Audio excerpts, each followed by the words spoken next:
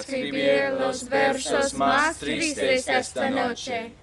Escribir, por ejemplo, la noche está estrellada y tiritan azules los astros a lo lejos. El viento de la noche gira en el cielo y canta. Puedo escribir los versos más tristes esta noche.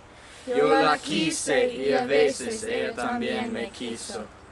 En las noches como esta, la tuve entre mis brazos, la besé tantas veces bajo el cielo infinito.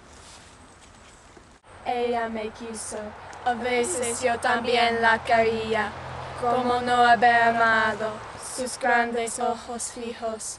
Puedo escribir los versos más tristes esta noche, pensar que no la tengo, sentir que la he perdido. Huir la noche inmensa, más inmensa sin ella. Y el verso cae al alma como al pasto el rocío. ¿Qué importa que mi amor no pudiera guardarla? La noche está estrellada y ella no está conmigo. Eso es todo. A lo lejos alguien canta, a lo lejos. Mi alma no se contenta con haberla perdido.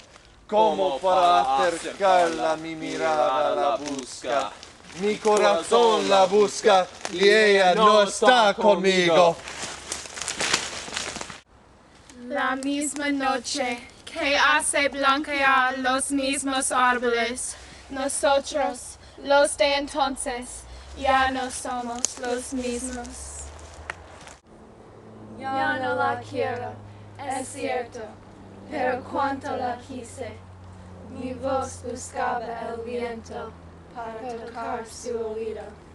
De otro, será de otro, como antes de mis besos. Su voz, su cuerpo claro, sus ojos infinitos. Ya no la quiero, es cierto, pero tal vez la quiero.